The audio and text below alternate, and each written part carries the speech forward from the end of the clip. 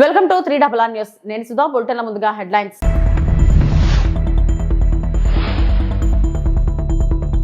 7 LKM వద్ద ఉన్నత స్థాయి సమావేశానికి ప్రధాని మోడీ అధ్యక్షత.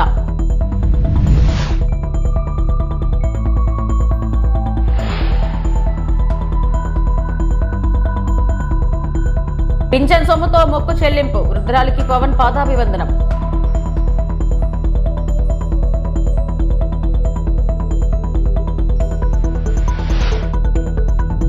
ఎంఎస్ఎంఈ పార్కుకు భారత్ సింధూర్ పేరుతో నామకరణం. ఎమ్మెల్యే కోటమిరెడ్డి శ్రీధర్.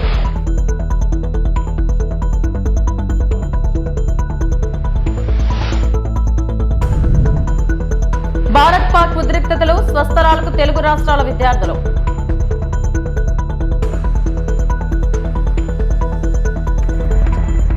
ప్రధానమంత్రి నరేంద్ర మోడీ అధ్యక్షత వహించిన ఉన్నత స్థాయి సమావేశం రక్షణ మంత్రి Rajnath Singh, NSA Ajit Doval, chief of defence staff మరియు త్రివిధ దళాల అధిపతులతో ఎల్కేఎం వద్ద సమావేశం జరిగింది. जैसा कि हम पिछले 2-3 प्रेस ब्रीफिंग्स में भी बता चुके हैं, ये पाकिस्तानी गतिविधियां हैं पिछले 2-3 दिन से, जो एक एस्केलेटरी तौर पे देखी जा रही हैं और प्रोवोकेटिव तौर पे देखी जा रही हैं. I've said on numerous earlier occasions, it is Pakistani actions that have constituted provocation and escalation. In response, and I repeat, in response, India has defended and reacted in a responsible and measured fashion to these provocations and these escalations by the Pakistani side. Earlier this morning, we saw a repeat of this escalatory and provocative pattern, and I'll invite Colonel Sophia Qureshi and Wing Commander Vyomika Singh to update you on the developments since early this morning. I just have a few points to make in closing. First of all, as you have seen, Pakistani claims about activities that they have undertaken continue to be heavy on lies, misinformation, and propaganda. And on top of that, this is peddled by Pakistani state agencies.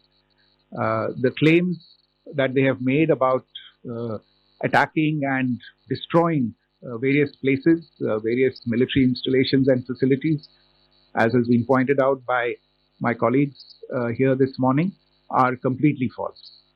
The claim about the Air Force station in Sirsa being destroyed, completely false, as you've seen. The claim about the Air Force station in Suratgarh being destroyed, completely false again, as you have seen. There's a claim that has been made that the S-400 base at Adampur was destroyed, completely false, once again. Claims have been made about large sections of Indian critical infrastructure, power systems, cyber systems, etc. being attacked, destroyed, completely false. I would urge all of you and all those who watch this not to be misled by this tissue of lies that is being peddled by the Pakistani state for obvious purposes. The second point that I wanted to emphasize is that Pakistan continues with its execrable and wanton campaign of targeting civilians and civilian infrastructure, especially in the states of Jammu and Kashmir and Punjab. There is also on its part a consistent attempt to sow discord between communities in India. As I said, there has been a particular focus in its targeting of civilian infrastructure and the population in Jammu and Kashmir and Punjab. Earlier this morning, Pakistan shelled the town of Rajouri, killing the additional District Development Commissioner Shri Rajkumar Thappa, adding to the civilian casualties and the damage in that state. We have also observed overnight damage to property and injuries to civilians in Firozpur and Jalandhar, among other places. Finally, as I said, Pakistani officials also continue to make ludicrous claims about India firing missiles towards Sri Amritsar Sahib. As I said, these lame attempts to divide India are doomed to failure. We have also seen in some of the remarks that Bharat మీద పాకిస్తాన్ దాడి చేయడానికి 400 డ్రోన్లు Turkey దేశం ఇచ్చింది. నిన్న అర్ధరాత్రి దేశంలోని 36 ప్రాంతాలపై 300 నుంచి 400 వరకు డ్రోన్లతో దాడి జరిగింది. ఈ డ్రోన్లు టర్కీ దేశం నుంచి వచ్చినట్లు దర్యాప్తులో తేలింది. Indian Army kinetics, non kinetics సాధనాలతో ఈ డ్రోన్లను నాశనం చేసింది. అలాగే పాకిస్తాన్ మిసైల్ దాడి కూడా చేసింది. దాన్ని గుర్తించి నాశనం చేశామన్నారు కల్నల్ సోఫియా కురేషి. अंतर्राष्ट्रीय सीमा और नियंत्रण रेखा पर लेह से लेकर सरक्रीक तक 36 स्थानों पर 300 से 400 लगभग ड्रोनों का इस्तेमाल घुसपैठ का प्रयास करने के लिए किया गया। भारतीय सशस्त्र बलों ने काइनेटिक्स व नॉन काइनेटिक साधनों का उपयोग करके इनमें से कई ड्रोन्स को मार गिराया। इतने बड़े पैमाने पर हवाई घुसपैठों का संभावित उद्देश्य वायु रक्षा प्रणालियों का परीक्षण करना और खुफिया जानकारी इकट्ठा करना था। ड्रोन के मलबे की फोरेंसिक जांच की जा रही है। प्रारंभिक रिपोर्ट्स से पता चलता है कि वे तुर्की के असीस गार्ड सोंगर ड्रोन्स हैं। इसके उपरांत रात में पाकिस्तान के एक सशस्त्र यूएवी ने भटिंडा सैन्य स्टेशन को निशाना बनाने की कोशिश भी की, जिसे पकड़ा गया और उसे निष्क्रिय कर दिया गया। पाकिस्तानी हमले के जवाब में पाकिस्तान में 4 हवाई रक्षा स्थलों पर सशस्त्र ड्रोन्स लॉन्च किए गए। इनमें से एक ड्रोन एडी रडार को नष्ट करने में सक्षम रहा। AP deputy CM Pawan Kalyan మరోసారి తన నిరాడంబరతను చాటుకున్నారు. సార్వత్రిక ఎన్నికల్లో జనసేన విజయాన్ని కాంక్షిస్తూ వేగులమ్మ అమ్మవారికి మొక్కులు మొక్కి తన పింఛన్ సొమ్ముతో మొక్కులు చెల్లించిన వృద్ధురాలని పవన్ కృతజ్ఞతాపూర్వకంగా సన్మానించారు. పిఠాపురం నియోజకవర్గం కొత్తపల్లి మండలం కొత్త ఇసుకపల్లికి చెందిన వృద్ధురాలు పోతల పేరెంటాలు తన పింఛన్ సొమ్ముతో అమ్మవారికి 27,000 విలువైన గరగ చేయించి కానుకగా సమర్పించారు. ఈ విషయం తెలుసుకున్న పవన్ ఆమెను మంగళగిరిలోని తన క్యాంప్ కార్యాలయానికి పిలిపించారు. ఆమెతో ఆప్యాయంగా ముచ్చటించారు. ఆమెకు స్వయంగా భోజనం వడ్డించారు. చీరపెట్టి సన్మానించారు. ఆమె బాగోగులు తెలుసుకుని ఆర్థిక సాయం అందించారు. తిరుగు ప్రయాణానికి వాహన వరకు స్వయంగా వచ్చి సాగనంపారు. నేను చూడలేనమ్మో అనుకున్నానండి.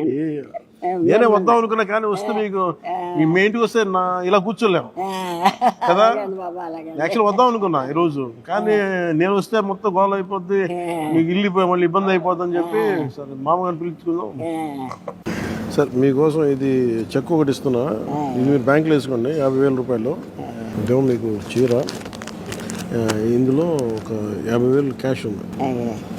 మీరు 20,000 ఇల్లు కట్టాలని ఏదైనా కట్టాలని అవసరం చేసి పెడతాను. ఇంకా మీకు ఇందులో పెట్టానా ఈ రెండు?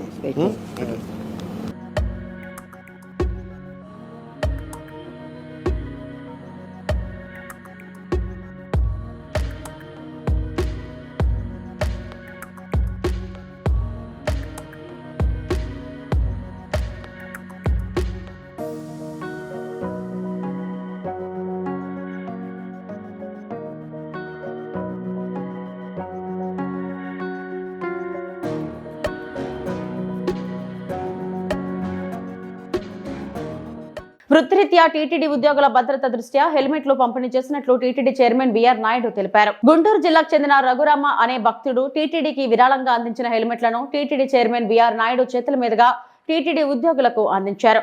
ఈ సందర్భంగా చైర్మన్ మాట్లాడుతూ రఘురామ అనే భక్తుడు టీటీడీకి మొదటి విడతగా 550 హెల్మెట్లను అందించారన్నారు. ప్రస్తుతం వీటిని నిత్యం తిరుపతి తిరుమలకు ప్రయాణిస్తున్న టీటీడీ ఉద్యోగులకు అందించామన్నారు. మళ్లీ రెండో విడతగా సుమారు ప్రతి టీటీడీ ఉద్యోగికి అందేలా 6,000 హెల్మెట్లను తీసుకురానున్నట్లు వివరించారు. టీటీడీ ఉద్యోగుల భద్రతా దృష్ట్యా తాము ఏ నిర్ణయం తీసుకున్నట్లు టీటీడీ చైర్మన్ బిఆర్ నాయుడు మీడియాకు వెల్లడించారు.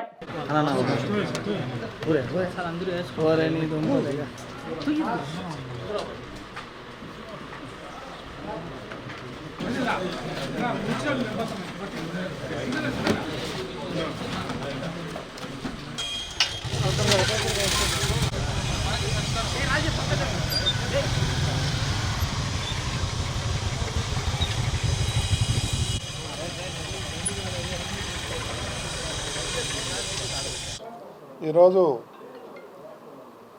మన గుంటూరు జిల్లాకు సంబంధించినటువంటి వ్యక్తి శ్రీ రఘురామ్ గారు ఈ 555 హెల్మెట్లని వాళ్ళు స్పాన్సర్ చేయడం జరిగింది. అదేవిధంగా మ్యానుఫ్యాక్చరర్ నవీన్ అని కేసీఎన్ ఇండస్ట్రీస్ న్యూఢిల్లీ వాళ్ళు దీన్ని మ్యానుఫ్యాక్చరింగ్ చేశారు. వాళ్ళు కూడా ఇక్కడే ఉన్నారు. కాబట్టి ఇప్పుడు ఫస్ట్ లాట్లో 555 వచ్చినాయి. నెక్స్ట్ ఇంకా 15-20 డేస్లో ఇంకో 500 వస్తాయి. ఆ తర్వాత ఇవన్నీ సక్రమంగా బాగుండి అందరికీ నచ్చితే మళ్ళీ ఇంకొక 5,000 వరకు స్పాన్సర్షిప్ ఇస్తూ అంటున్నారు. టోటల్గా మొత్తం 6,000 మందికి ఇవ్వాలనే ఉద్దేశంతో ఈ కార్యక్రమం చేశాం. రాబోయే రోజుల్లో గవర్నమెంట్ కూడా హెల్మెట్లు కంపల్సరీ చేసే సూచనలు కనిపిస్తున్నాయి. దానికి అనుగుణంగానే ఎంప్లాయీస్ చాలామంది రోజు తిరుపతి నుంచి తిరుమల వస్తున్నారు. వాళ్ళకి భద్రత గురించి మనం ఈ హెల్మెట్లు ఇవ్వాలనేటువంటి ఆలోచనతో ఉంటే ఈ రఘురామ్ గారు గుంటూరు జిల్లాకు సంబంధించిన వ్యక్తి వాలంటరీగా వచ్చి ఇవన్నీ స్పాన్సర్ చేయడం జరిగింది. ఓం నమో వెంకటేశాయ. భారత ప్రభుత్వం చేపట్టిన ఆపరేషన్ సింధూర్ విజయవంతం కావాలని భారతీయ సైనికులు దేశ సరిహద్దు గ్రామాల ప్రజలు క్షేమంగా ఉండాలని ప్రార్థిస్తూ ఈ రోజు అజిత్ సింగ్ నగర్ బీజేపీ మండల కమిటీ వినూత్న ఆలోచనలకు మారుపేరిన నెల్లూరు గ్రామీణ ఎమ్మెల్యే కోటమిరెడ్డి శ్రీధర్ రెడ్డి ఎంఎస్ఎంఈ పార్కుకు భారత్ సింధూర్ అని నామకరణం చేసి అందరి మన్ననలు అందుకున్నారు. నెల్లూరు రూరల్ నియోజకవర్గం ఆమంచర్లలో ఎమ్మెల్యే ఎంఎస్ఎంఈ పార్కుకు శంకుస్థాపన చేశారు. సీఎం చంద్రబాబు సూచనల మేరకు ఎంఎస్ఎంఈ పార్కుకు భారత్ సింధూర్ గా నామకరణం చేశామని కోటమిరెడ్డి తెలిపారు. శిలాఫలకం వద్ద భారత్ మాతాకి జై అంటూ నినాదాలు చేశారు. 60 ఎకరాల్లో పరిశ్రమల ఏర్పాటుకు సిద్ధంగా ఉన్న ఎంఎస్ఎంఈ పార్క్ ద్వారా నియోజకవర్గంలో వేలాది మందికి ఉపాధి అవకాశం లభిస్తుందన్నారు. నెల్లూరు రూరల్లో 60 ఎకరాల్లో ఏర్పాటు చేస్తున్న ఈ ఎంఎస్ఎంఈ పార్క్ రాబోయే రోజుల్లో మరింత పెద్ద ఎత్తున స్థల సేకరణ బట్టి మరింత పెద్ద ఎత్తుగా కూడా విస్తరించే అవకాశం ఉంది. ఎంఎస్ఎంఈ పార్క్ వల్ల వందలాది మందికి ఉద్యోగాలు వస్తాయి. ఈ ఎంఎస్ఎంఈ పార్క్కి ముఖ్యమంత్రి చంద్రబాబు నాయుడు గారి ఆకాంక్షల మేరకి గౌరవ నామం పెట్టాలా అన్న ఆలోచన చేసి భారత్ సింధూర్ ఎంఎస్ఎంఈ పార్క్ చంద్రబాబు నాయుడు గారి ఆకాంక్షలకి అనుగుణంగా భారత సైన్యం పరాక్రమానికి, భారత సైన్యం వీరోచిత పోరాటానికి, ముష్కర్ల బారి నుంచి, విదేశీ తొత్తుల బారి నుంచి కాపాడేందుకు నిరంతరం మన కణం కణం దేశమాతకే సమర్పణం అంటూ పోరాటం చేస్తున్న సైనికుల పరాక్రమానికి మారుపేరుగా భారత్ సింధూర్ ఎంఎస్ఎంఈ పార్క్ అన్న గౌరవనామం పెట్టింది. భారత్ పాకిస్తాన్ మధ్య ఉద్రిక్తతలు తీవ్రతరం అవుతుండటంతో సరిహద్దులోని తెలుగు రాష్ట్రాల విద్యార్థులు ఆందోళన చెందుతున్నారు. పంజాబ్ లోని ఓ ప్రైవేట్ యూనివర్సిటీకి చెందిన కొందరు విద్యార్థులు యాజమాన్యం సూచనలతో తమ స్వస్థలాలకు బయలుదేరారు. ఢిల్లీకి చేరుకున్న వారు మీడియాతో మాట్లాడారు. ప్రయాణ సమయంలో తీవ్ర ఇబ్బందులు పడినట్లు చెప్పారు. ప్రభుత్వం స్పందించి తాము స్వగ్రామాలకు చేరేలా సహకరించాలని కోరుతున్నారు. నమస్కారం అండి. మేమైతే పగ్వరా లవ్లీ ప్రొఫెషనల్ యూనివర్సిటీలో చదువుతున్నాము. మాకు 2 days క్రితం అయితే డ్రోన్స్ వస్తున్నాయని చెప్పేసి ఒక నోటిఫికేషన్ వచ్చింది ఇండియా పాకిస్తాన్ వార్ గురించి. సో ఆ రోజు అయితే ఒక డ్రోనే కనిపించింది, అందుకే కాలేజ్ వాళ్ళు కూడా లైట్ చేసుకున్నారు. కానీ నెక్స్ట్ డే వచ్చేసరికి సంథింగ్ అరౌండ్ 5 to 10 డ్రోన్స్ వచ్చేసాయని చెప్పేసి న్యూస్ వచ్చింది. దానివల్ల దాని నెక్స్ట్ డే సంథింగ్ ఆ రోజు 11 టైంకి నైట్ 11 టైంకి కాలేజ్ నుండి మాకైతే ఎగ్జామ్స్ జరుగుతున్నాయి. దానివల్ల ఎగ్జామ్స్ అయితే క్యాన్సిల్ చేసేస్తాము 3 days వరకు అని చెప్పేసి నోటీస్ ఇచ్చారు. దాని తర్వాత మార్నింగ్ అయితే అలాగా ఎవరైతే ఖాళీ చేయాలనుకుంటున్నారో హాస్టల్ వాళ్ళు ఖాళీ చేసి వెళ్ళిపోండి, మీ రిస్క్లో ఉంచుకోండి, మమ్మల్ని మనకండి అని చెప్పేసి ఒక నోటీస్ ఇచ్చారు. దానివల్ల మేమైతే ఇంకా టికెట్స్ లేకపోయినా సరే మేము ఇక్కడికి ట్రావెల్ చేసి హోమ్ టౌన్కి అయితే వెళ్దాం అనుకున్నాము. అండ్ మాకు ట్రావెల్ చేయడానికి అయితే టికెట్స్ దొరకలేదు అసలు. అయినా వెయిటింగ్ లిస్ట్లో ఉన్నా సరే టికెట్స్ మేము ఇక్కడ తీసుకుని వచ్చాము. వెయిటింగ్ లిస్ట్లో ఉన్న టికెట్స్ కూడా ఇప్పుడు కన్ఫర్మ్ అవుతాయో లేదా అనేది గ్యారంటీ లేదు. మాకైతే 8కి ఒక ట్రైన్ ఉంది ఏపీ ఎక్స్ప్రెస్ అని, దానికి కన్ఫర్మ్ అయితే మాత్రం దానికి వెళ్తాము. ఫ్లైట్ టికెట్స్ అవన్నీ వచ్చేసరికి చాలా రేట్స్ ఎక్కువ ఉన్నాయి. దానివల్ల మాకు ఎక్కడ ఏం చేయాలో, ఏది సేఫ్ ఏరియా ఏది సేఫ్ ఏరియా కాదో అని తెలియక మేమైతే ఆంధ్రభవన్కి వచ్చాము నిన్న నైట్. అండ్ ఇక్కడ కూడా చాలా చాలా బాగుంది.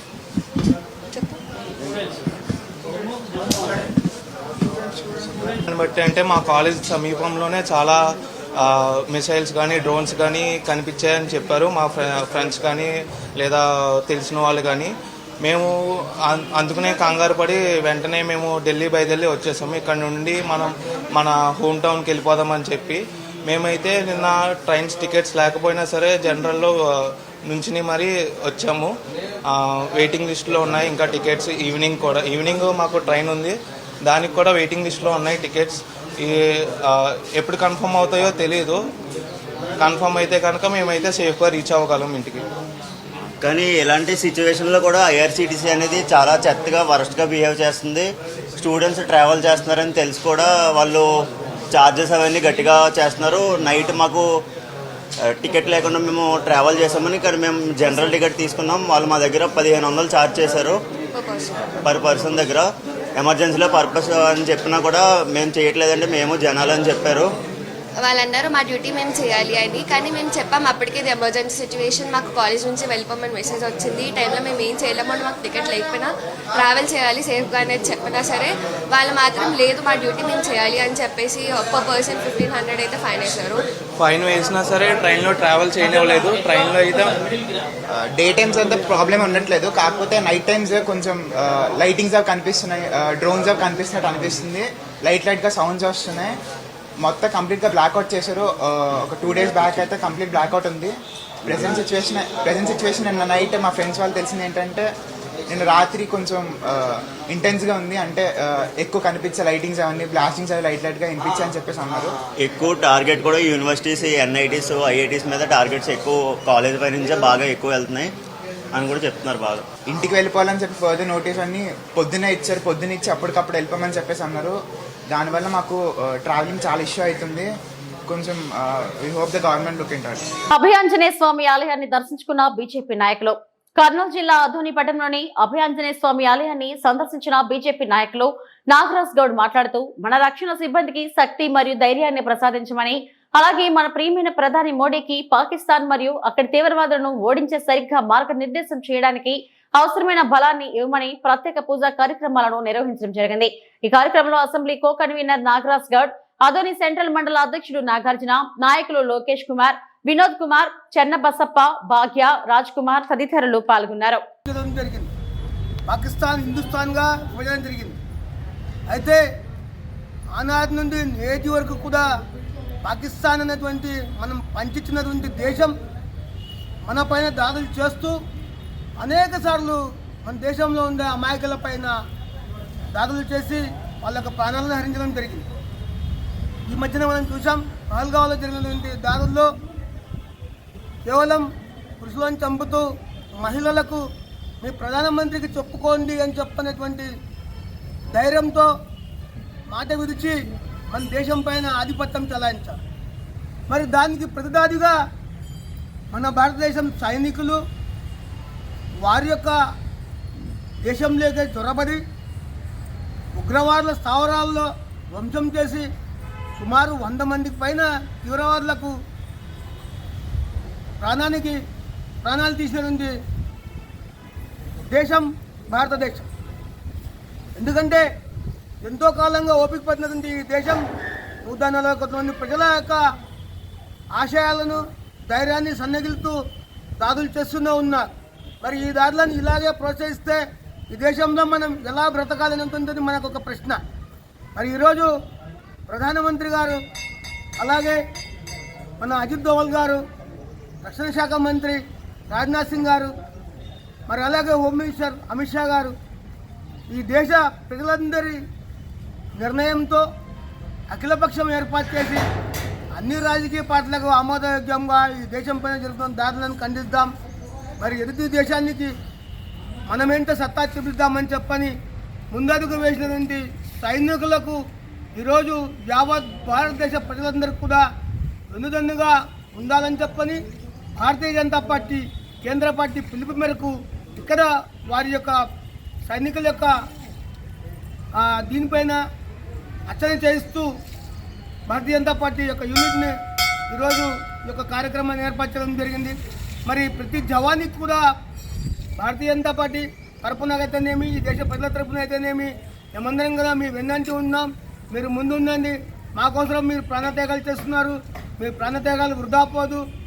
మీ యొక్క సంకల్పం భారతదేశ రక్షణ అనేటువంటిది మాకు అర్థమవుతుంది. కనుక మీరు కూడా సురక్షితంగా ఉండాలని చెప్పని, దేశం సుభిక్షంగా ఉండాలని చెప్పని ఈ అర్చన కార్యక్రమం చేశాం.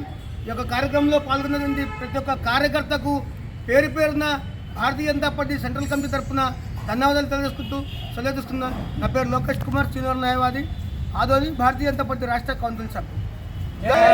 ఇండియా పాకిస్తాన్ మధ్య జరుగుతున్న యుద్ధంలో వీరమరణం పొందిన జవాన్ మురళీ నాయక్ కుటుంబాన్ని పరామర్శించడానికి శ్రీ సత్యసాయి జిల్లా పెనుకొండ నియోజకవర్గం గోరంట్ల మండలం పల్లిదండ గ్రామానికి రానున్న మాజీ ముఖ్యమంత్రి వైఎస్ఆర్ కాంగ్రెస్ పార్టీ అధ్యక్షులు వైఎస్ జగన్ మరియు ఉషశ్రీ చరణ్, మాజీ మంత్రి శ్రీ సత్యసాయి జిల్లా వైఎస్ఆర్సీపీ అధ్యక్షురాలు.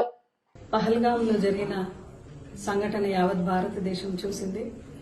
దాని ప్రతీకారంగా భారతదేశం కూడా మిషన్ సింధూరాన్ని లాంచ్ చేసింది. మిషన్ సింధూరాలో భాగంగా పెనుకొండ కాన్స్టిట్యున్సీకి గోరెంట్ల మండలం కలితాండకు చెందిన మురళీ నాయక్ కూడా ఆయన కూడా తన వంతు దేశ ప్రేమ చాటుతూ వీర మరణాన్ని పొందినాడు ఈ యుద్ధంలో. ఈరోజు జగన్మోహన్ రెడ్డి గారు వాళ్ళ తల్లిని, తండ్రిని, ఇద్దరిని కూడా ఫోన్ ద్వారా పరామర్శం చేయడం జరిగింది.